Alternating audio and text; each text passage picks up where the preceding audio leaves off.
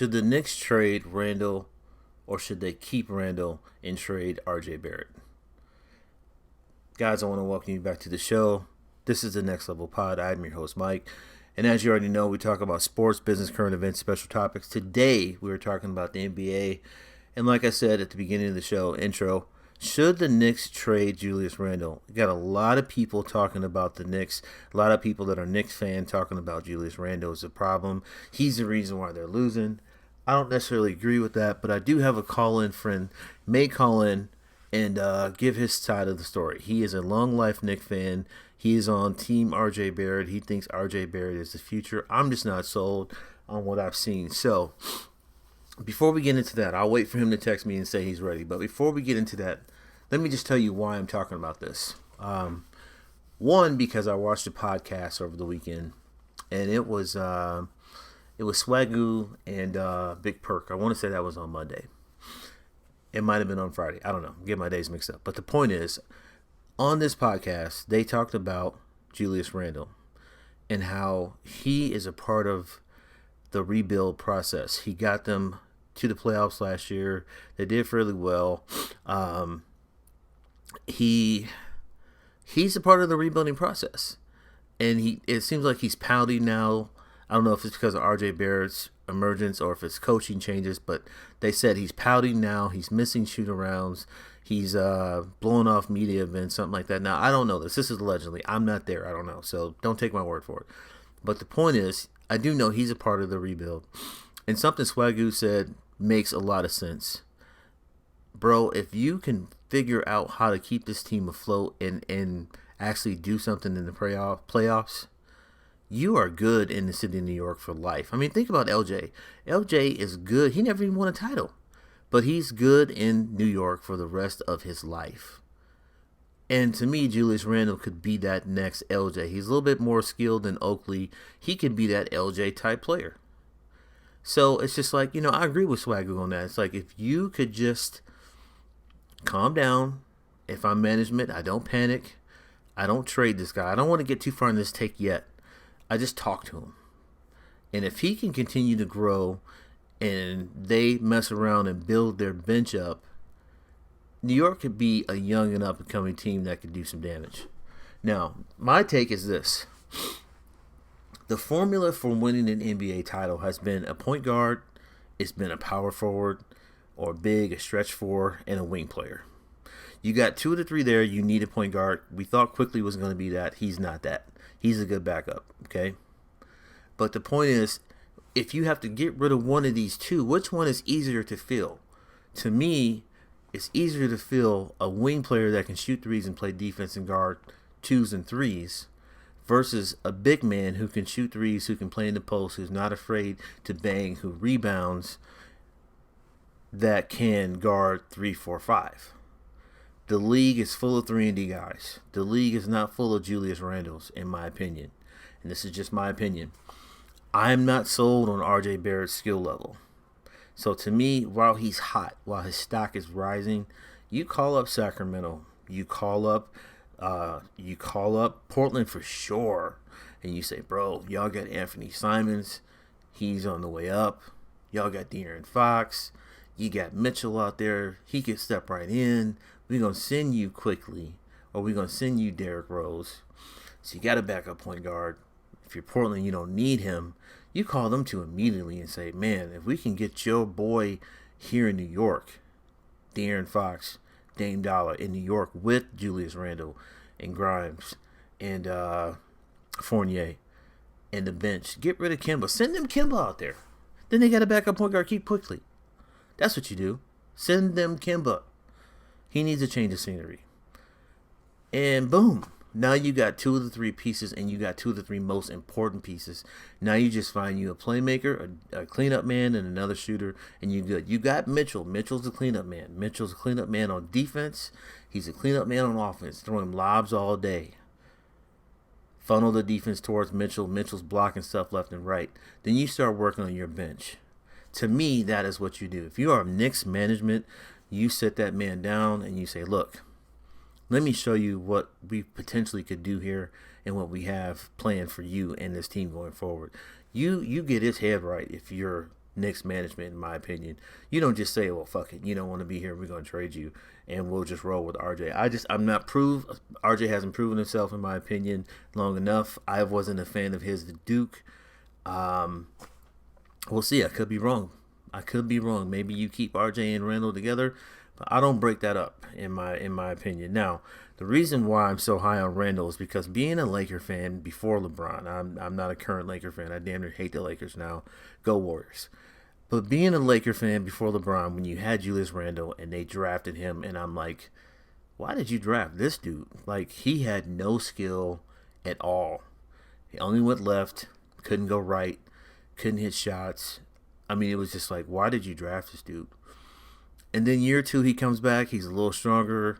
Still only goes left, but he's a double-double guy now.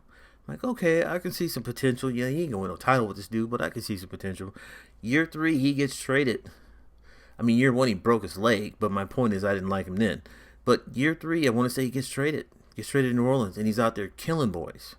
And I'm like, everything that LA needed was in Julius Randle. You needed a stretch four that could shoot, could bang, could rebound, could push the ball. You had it. If you would have just gave this guy time to develop. This is why I'm so high on him. And imagine if they would have got rid of Kuzma and Ball instead of getting rid of Ingram and Ball. Because Ingram, LeBron, and AD would be sick. Of course, Randle wouldn't be there, but let's stick to Randle. So fast forward now, Randle gets traded to New York. He embraces the trade. I'm going to go out here. I'm going to reinvent myself. I'm going to show my skill level. I'm going to put this team on my back. He has everything LA needed right now. And it's just like, man, if y'all wouldn't listen to Coach LeBron, GM LeBron, and just kept the dudes that y'all had and worked a different trade. AD got you a junior varsity title, but AD ain't been nothing but injured ever since. And it's freaking drama. Street clothes, I agree with that. LA will be in such better spot right now.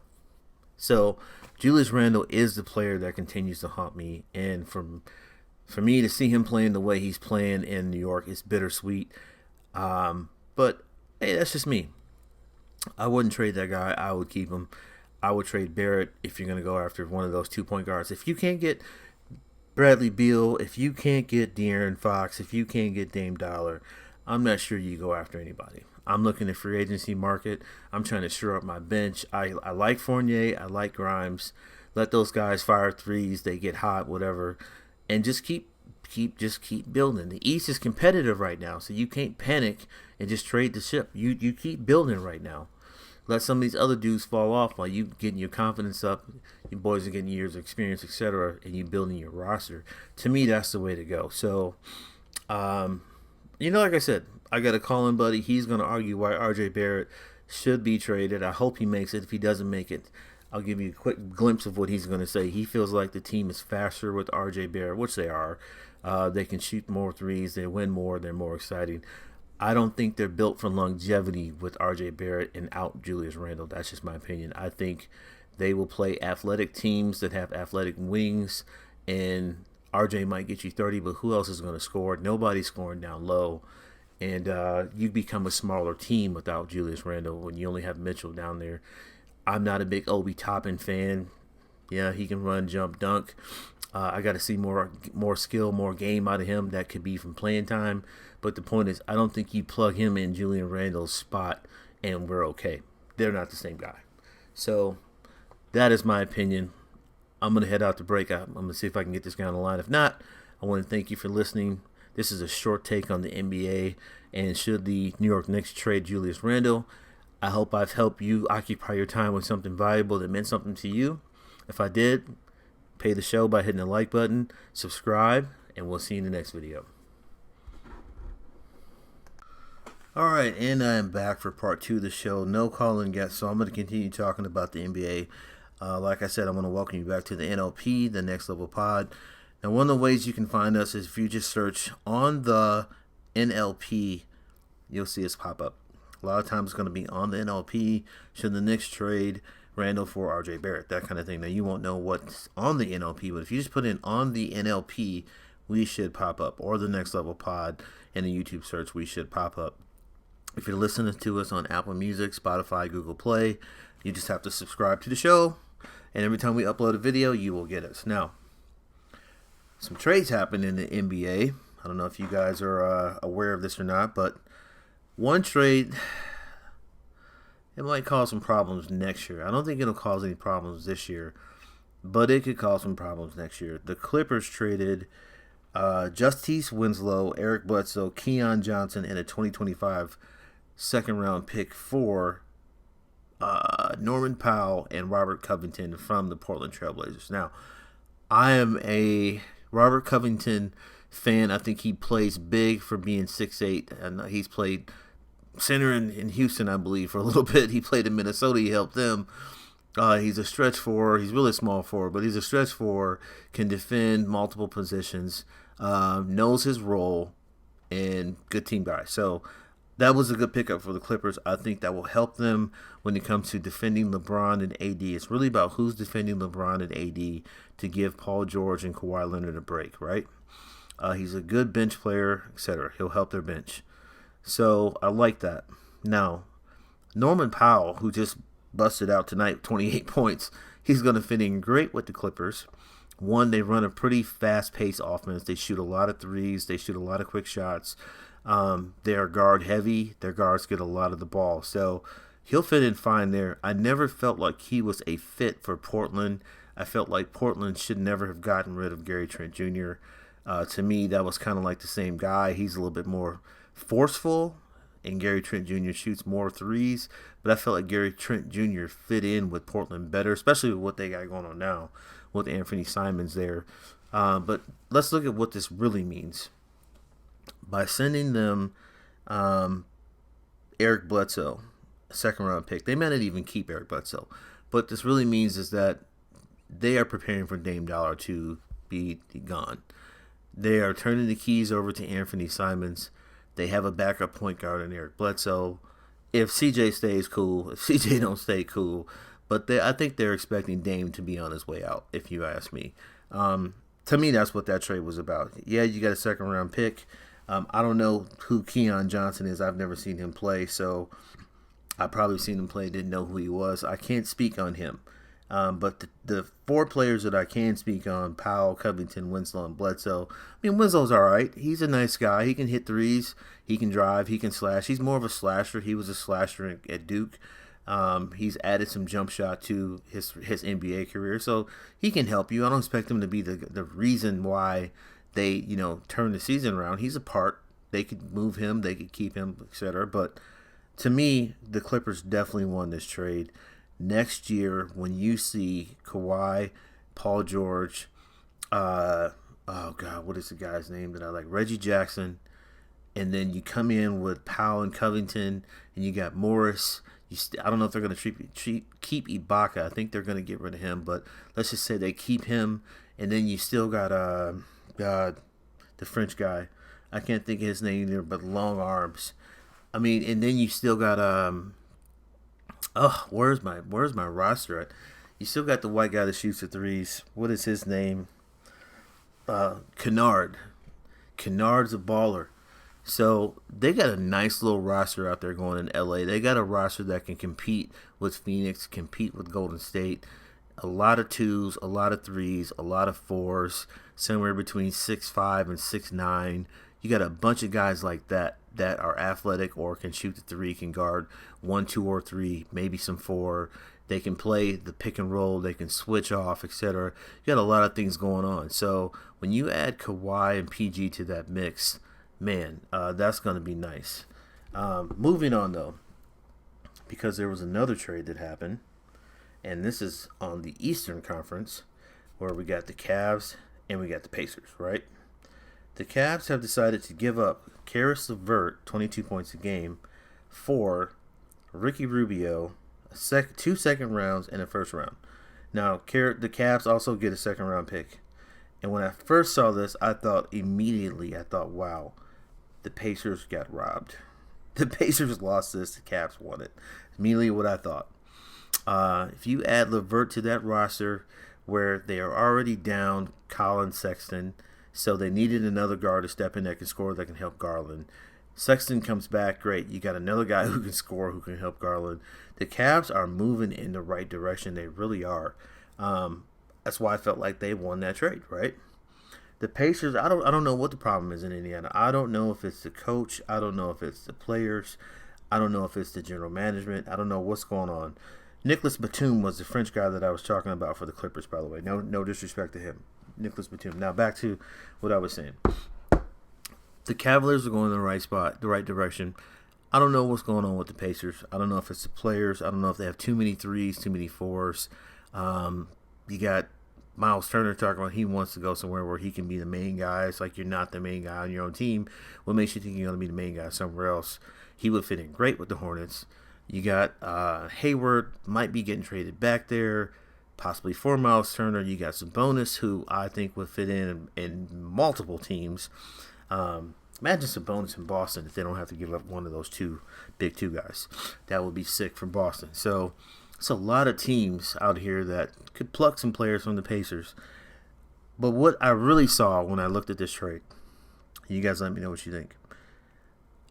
That first round lottery, protected lottery, the Pacers are building for next year. That's what they're doing. They are starting over. They're going to keep some pieces. They're probably clearing cap space. They're starting over. There's some nice players in the college that could come out with Imani Bates. The guy from Illinois, Kofi, I think his name, Cockburn could come out. The center at Purdue, you got Jaden Ivey could come out. You got the kid at Duke, Brancherio or something like that. Kentucky's got some players. Kansas has got some players. There are some nice players that could come out in that top 10 that could really turn your franchise around. I don't see anybody that's going to come out and just, become the next face of the league. I don't see that. But there are some guys that you could add to what you already have if you don't blow up your team too much that could really turn your franchise around for the better. And, okay, when I look at that, you got a protected first round and you got 2 second-round picks. Not next year, but you got 2 second-round picks. All right, now I can see what you might have been doing. I don't think Rubio is going to be the guy that just sets the table for the Pacers and they just come off screens and backdoors and knock down shots. So I wasn't a big fan of that. But the point is, all right, Rubio's not bad. But what you're going to do next year is going to be really good. And what you can do with 2 of your trade pieces could be really good. I'd keep one of them. So we're going to call this a draw. On paper, it looks like the Cavs won. But I think that's because of the way the Cavs are playing right now. So Pacers are playing the long game, and I'm cool with that. We're gonna call this a draw until we see what they're going after in the draft, and then we maybe revisit that. But that right there is the NBA in trade talk. I hope none of these GMs help out LeBron, aka the Lakers. You know what? No, let them deal with what they got going on. You built this crap, you lay in it, and I hope they hear that. Don't bail them out. Don't do what y'all do. Y'all just let the Lakers stand back and deal with what they got to deal with. And as far as the rest of the teams, I'm sure we'll see some moves. I would love to see De'Aaron Fox get off this squad. He's on a bad squad in Sacramento. He's just on a bad squad. Please free Buddy Hield. Buddy didn't turn out the way he thought he was going to turn out. He thought he was going to be another Kobe.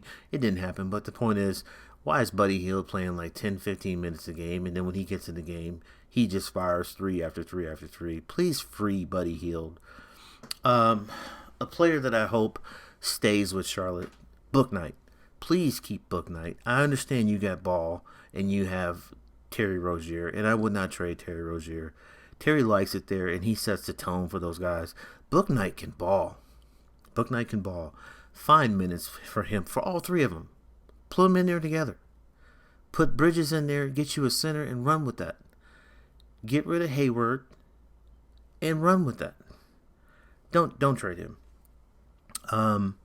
It's a lot of other teams here that we'll have to watch and see if they make another move, or if they pluck somebody, they give up somebody.